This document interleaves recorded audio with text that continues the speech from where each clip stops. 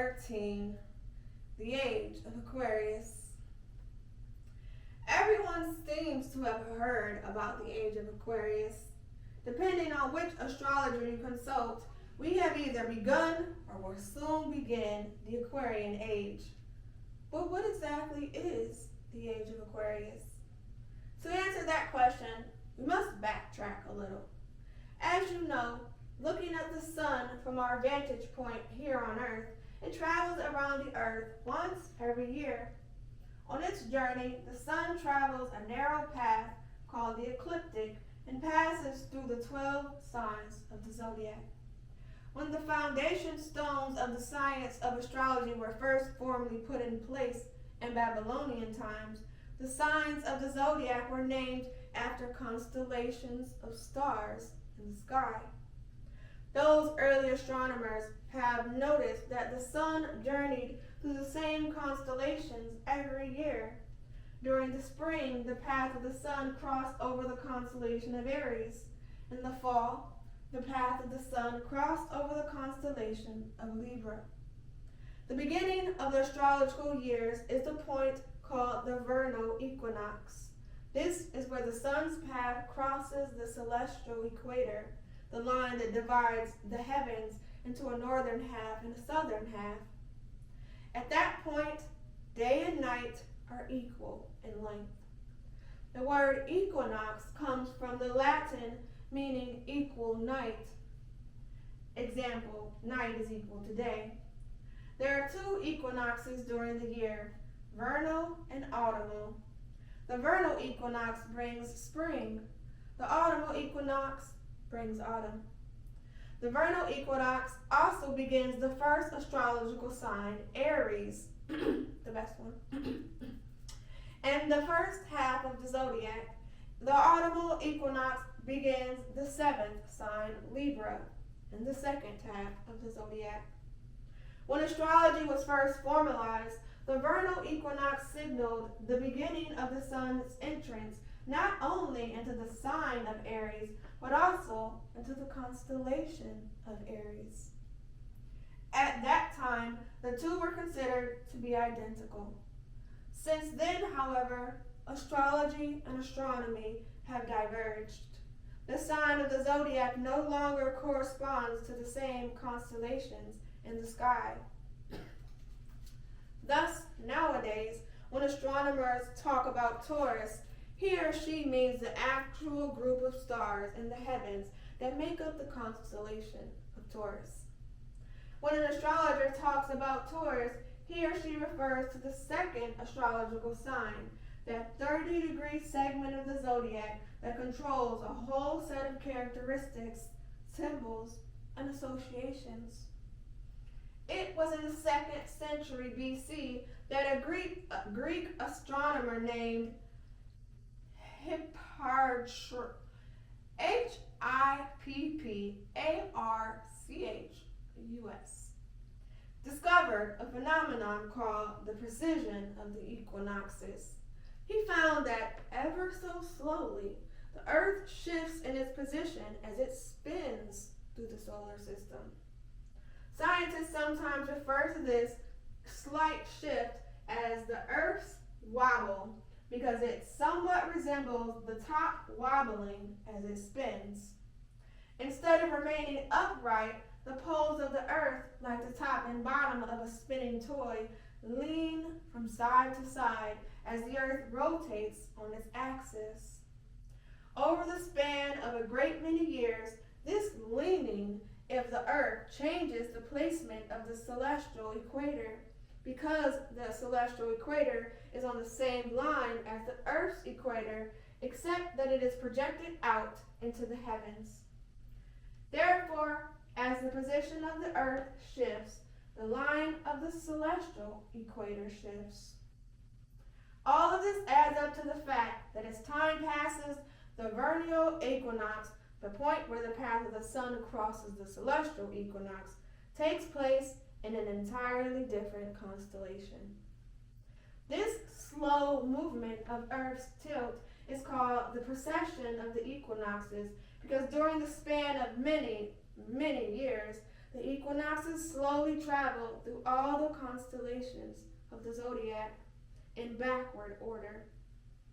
If they traveled in forward order, no doubt it would have been called the precession of the equinoxes. When the Babylonians calculated the zodiac, the vernal equinox took place in the constellation of Aries. Around the time of the birth of Christ, the beginning of AD, the earth had shifted enough so that the vernal equinox took place in the constellation of Pisces. Around the year AD 2000, the vernal equinox began to take place in the constellation of Aquarius. Hence, this is the drawing of the age of Aquarius. Little by little, at the infamous rate of approximately 1 degree every 7.5 years, the equinoxes move through the zodiac. In the space of about 2,150 years, the equinoxes move through one sign of the zodiac. In the time span of approximately 25,820 years, the equinoxes move through the entire 12 signs of the zodiac. This 26,000-year time span is called a great year. Each 2,100-year transit through a sign is called a great month. A great month is also referred to as an age. For the past 2,000 years or so, mankind was living in the age of Pisces. We have now entered the age of Aquarius. Because such vast amounts of time are involved, it is difficult to give an exact year to the beginning of a new age. For example, some astrologers mark the beginning of the Aquarian age at the end of World War II. The venerable Astrological Association, the Church of Light, puts the date as early as 1881. Astrologer Capel McChunkian that's funny, believed that we entered the new age in the 1970s with the event of the computer. The cyclist Carl Jung and the astrologer Charles Jane both predicted that the new age would begin during the decade of the 1990s. Others, like the Irish astrologer Cyril Fagan, set the date as far ahead as 2300 to 2400. The census, however, is that as of the year 2000, we were definitely in the age of Aquarius. Each age is characterized by the astrological sign of that era. During its existence, our Earth has gone through thousands of great years. Scientists estimate our Earth to be as old as 4.6 billion years old, which means that it has passed through almost 177,000 great years. Because humankind's ancestors, creatures who first walked upright on two legs, have been on Earth for only 115 great years, 3 million years. And Neanderthal men walked this Earth only 9 great years ago. Now, we're going to skip all of these just because they're really old and all these people are not alive anymore. And we're going to go to what will the age of Aquarius be like, okay? Please get the book if you want that information, please. For clues, we need to examine the sign of Aquarius. Aquarius is the sign of brotherhood and humanitarianism, aglow with utopian ideas. In the coming eras, astrologers expect that the concept of individual nations will fade and humankind will join together as one people rather than be separated into nationalities. Within the next 2,000 years, we hope to at last reach the long-held ideal of world peace. Right now, however, this seems an impossible dream. The age of Aquarius has gotten off to a poor start. Warring factions are everywhere. The United States has been embroiled in a prolonged war in Iraq. Fundamental Islam has become strongly militant, dividing the world into them and us. Suspicions, greed, fear, violence, abuse of human rights, and genocide throughout the world has not lessened. Indeed, they have become more focused and divisive. Wealth is not distributed more evenly, and programs are not implemented to better the lives of those suffering poverty, neglect, and lack of education and health care. The haves and the have-nots are more separated, angry, and conflict-ridden. Consider the negatives of Aquarius.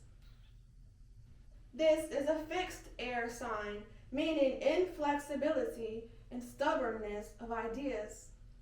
Aquarius focuses on the betterment of society, but often leaves out the betterment of the individual. It gets stuck in adamant thinking patterns, that is, this is right and that is wrong. Extremists, radicalism, and the militant revolutionary are all archetypes of this sign. Aquarius loves its own principles, and because it is such a mental sign, it easily cuts off from the heart. Negative qualities are coldness and spitefulness. The shadow side of Aquarius is anger. Astrologically, the journey of Aquarius is to move away from perversity, find the deeper truth of its humanity, and tap into its idealism to create a truly better world. Keep in mind, I am not speaking of an Aquarian person, but of the sign's characteristics and how these might apply to the state of the world during these beginning years of the 21st century. Still, we are roughly only 2% of the way into the new age of Aquarius, so perhaps we should concentrate on the positives. Aquarius is the sign of scientific knowledge and invention and rules the airways. It is impossible to imagine what mind-boggling inventions will take place in the next 2,000 years, but astrologers predict incredible journeys through space will definitely be one of them.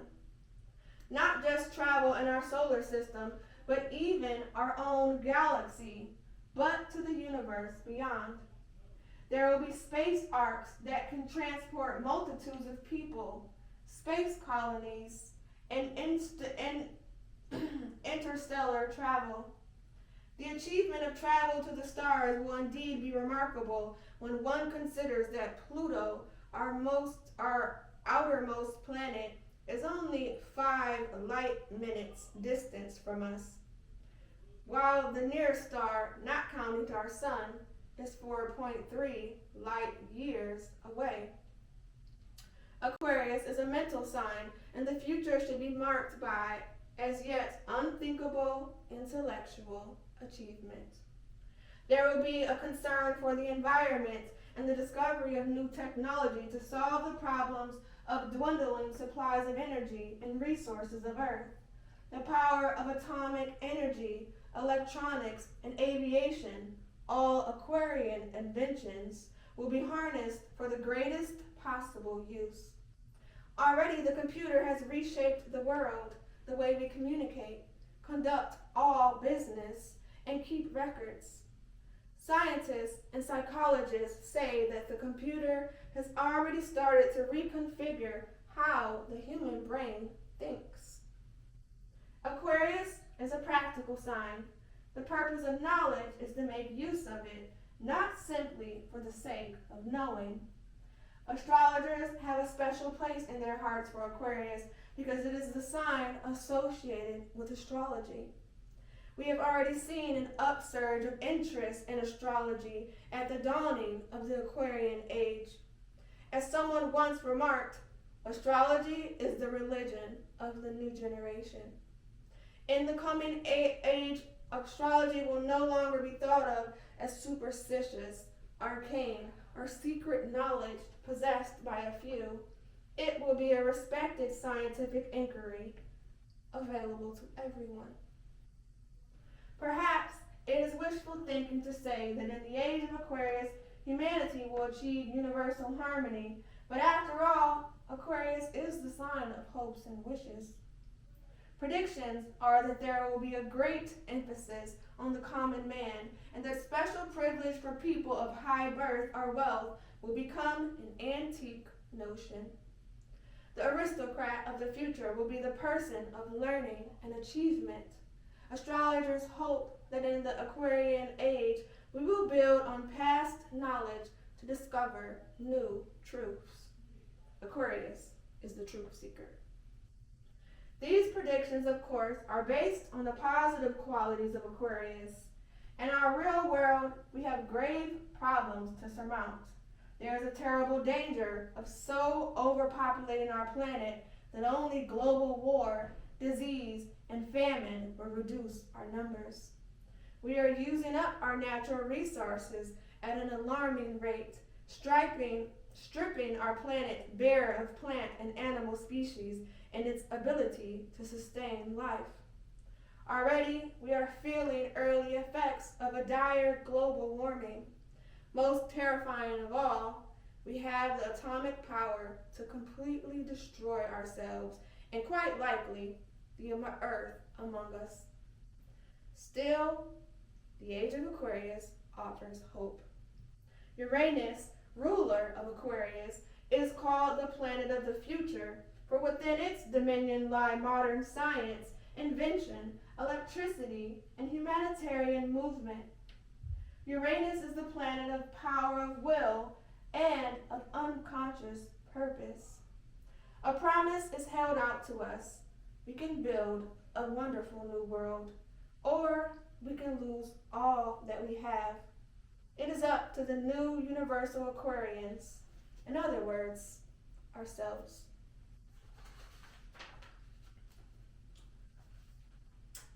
About the system of astrology used in this book. Two systems of astrology are in use today. One is traditional astrology, sometimes referred to as tropical astrology. This is the system in most common use in the Western world and the one described in this book. A second school of thought adheres to sidereal astrology. Sidereal, which comes from the Latin word for star, sidus, means determined by the stars. Siderealists believe astrology should be measured according to the actual star groupings. As explained on page 399 to 401, as our Earth slowly shifts position, the stars slowly shift their position in relation to us.